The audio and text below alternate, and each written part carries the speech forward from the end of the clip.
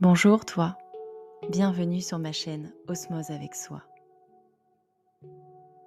En tant qu'accompagnatrice de l'âme, je t'accueille et je t'écoute avec bienveillance et dans le non-jugement. Tu te livres à moi, tu me fais confiance et je suis pleine de gratitude d'être celle qui te guide et t'accompagne sur ton chemin afin de t'aider à y voir plus clair et pour te soutenir dans les épreuves de ta vie. J'ai été à ta place de nombreuses fois par le passé et cela dès mon plus jeune âge pour diverses raisons. D'ailleurs, encore aujourd'hui, je continue d'être moi-même accompagnée lorsque cela est nécessaire. J'ai décidé aujourd'hui de me confier à mon tour. Non pas pour parler de moi d'un point de vue de l'ego, mais pour que tu saches qui je suis et pourquoi cette mission d'âme, celle d'accompagnatrice et de guide, me tient tant à cœur. À l'issue de cet épisode, tu connaîtras également mes valeurs et mes intentions lors de mes accompagnements. C'est pour cela que j'ai choisi aujourd'hui de me livrer à toi avec authenticité et simplicité. J'ai moi-même vécu des situations difficiles et je n'ai pas toujours su demander de l'aide. Mais j'ai compris que j'avais parfois besoin d'être accompagnée pour traverser certaines épreuves dans ma vie. J'ai grandi avec le sentiment d'abandon et de rejet sous différentes formes et dans différents domaines de ma vie. Mes parents ont divorcé lorsque j'avais 2 ans et demi et l'absence de mon père a impacté mon équilibre émotionnel dès mon plus jeune âge. Je me sentais si proche et à la fois si loin de lui. Il m'a fallu beaucoup de temps pour apprivoiser ce lien qui nous unit. J'ai une maman incroyable qui a fait preuve d'une grande résilience dans sa vie. Et malgré tout, j'ai connu une enfance que je ne pourrais qualifier de facile et agréable, car je me suis retrouvée au sein d'une famille recomposée à l'âge de 4 ans, et la pièce rapportée n'était vraiment pas la plus belle pièce du puzzle. Humiliation, violence psychologique, rejet, manipulation et j'en passe. Je ne saurais dire ce qui a été le plus dur pour moi. Ne pas pouvoir me protéger ou ne pas pouvoir protéger ma maman. Lors de mon adolescence, j'ai commencé à extérioriser ce mal-être. J'étais à la quête du vrai moi. Et s'il y a bien une chose que je ne supportais pas, c'était les cases. Je haïssais les cases. J'avais un grand besoin de liberté. Liberté d'être, liberté de m'exprimer, liberté de faire, liberté de vivre, tout simplement. Puis, en grandissant, je me suis engagée dans des relations sentimentales passionnelles et destructrices. J'ai alors connu la dépendance affective, la jalousie, la possessivité. Et je revivais ce schéma d'abandon et de rejet sans cesse. J'ai eu beaucoup de mal à me sortir de ces relations. La culpabilité m'a longtemps rongée et je me remettais sans cesse en question. Je pensais que je n'étais pas assez bien, que j'avais sûrement fait quelque chose de mal. Je portais tout cela sur mes épaules. À ce jour, je pense pouvoir dire que la culpabilité a été le sentiment qui m'a le plus pesé. J'ai été très dure avec moi et pendant plus de 20 ans, je me suis réfugiée dans la nourriture car c'était le seul moyen pour moi d'extérioriser mes émotions à ce moment-là. J'ai eu une très mauvaise relation avec mon corps, j'ai connu l'obésité dès mon plus jeune âge, boulimie, anorexie, mes meilleurs amis et à la fois mes pires ennemis. J'ai subi l'humiliation sous toutes ses formes et j'ai longtemps cherché ma place. J'ai longtemps cherché à être acceptée et aimée pour celle que l'on voulait que je sois et non celle que j'étais. Et dans toute cette dualité, j'ai compris que m'adapter sans cesse aux autres ne répondait pas à mon besoin de liberté d'être. En agissant ainsi, je voulais simplement me protéger. Je pensais qu'en répondant aux attentes des autres, on m'accepterait, on m'aimerait.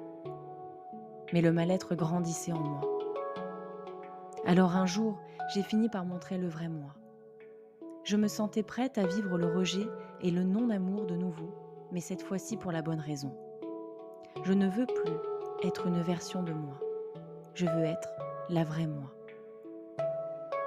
Mais il m'arrivait encore de me sentir submergée par mes émotions à tel point que je finissais par m'y noyer. Je me sentais vulnérable aux yeux des autres et cela créait chez moi la peur que l'on puisse me faire encore plus de mal. Dans ces moments-là, c'était plus fort que moi. J'enfilais de nouveau ce masque pour entrer dans une case inconfortable dans laquelle je me sentais à l'étroit, mais où je me sentais en sécurité. Or, avec le temps, ce masque devenait trop lourd à porter. Lorsque j'ai décidé de l'enlever une énième fois, je me suis aperçue qu'avec le temps, j'y avais laissé quelques-unes de mes ressources. L'estime de soi et la confiance en soi, entre autres. J'étais en colère envers les autres, mais bien plus envers moi. Avec le recul, j'ai compris et accepté que je faisais du mieux que je pouvais avec les moyens que j'avais à ce moment-là. À de nombreuses reprises, j'ai demandé de l'aide. J'ai vu de nombreux psychologues durant mon enfance et mon adolescence, mais je n'ai pas toujours eu le soutien dont j'avais besoin. Souvent, il m'arrivait de ne pas me sentir comprise et j'avais la sensation de ne pas être totalement écoutée. Les solutions qui m'étaient proposées n'étaient pas toujours adaptées selon moi, car il arrivait que l'on ne prenne pas en compte mes besoins, mes propres limites, ni même mon propre rythme. Il me manquait aussi toutes ces petites choses qui me faisaient me sentir soutenue, que ce soit à travers un regard bienveillant, une écoute attentive, un encouragement. Alors, à force de déception, j'ai fini par me replier sur moi-même, sans plus vouloir demander d'aide à personne. Car j'étais blessée, déçue. J'avais perdu la foi et je n'avais plus confiance en les autres. De ce fait, pendant plusieurs années, j'ai cheminé seule. J'ai fait preuve de résilience et de courage durant de nombreuses années. Et j'ai mis du temps à panser certaines blessures. Il m'a fallu trouver l'origine de mon mal-être, puis comprendre l'origine de mes peurs. Ces nombreuses peurs qui me limitaient, me bloquaient dans mon cheminement. Et il m'a fallu encore plus de temps pour comprendre comment me diriger vers le mieux-être. Aujourd'hui, je sais que pour atteindre le mieux-être, le bien-être, il fallait qu'il y ait du changement dans ma vie. Et qui dit changement dit action. J'étais obnubilée par le changement dans ma vie extérieure. Je tournais en rond. J'avais la sensation de vivre toujours les mêmes schémas et de faire toujours les mêmes erreurs. Je ne comprenais pas pourquoi le sort s'acharnait sur moi. Pourtant, la réponse était là. Je ne mettais aucune action en place. Pas que je ne voulais pas, mais je ne savais pas par où ni par quoi commencer. Aujourd'hui, je prends conscience que toutes les réponses étaient en moi. Simplement, je ne savais pas comment y accéder. J'avais tellement de choses en moi, je portais un poids depuis bien trop longtemps, il me fallait faire un tri. Je devais me libérer de tout ce dont je n'avais plus besoin pour faire de la place au renouveau. C'est comme si j'étais devenue spectatrice de ma propre vie.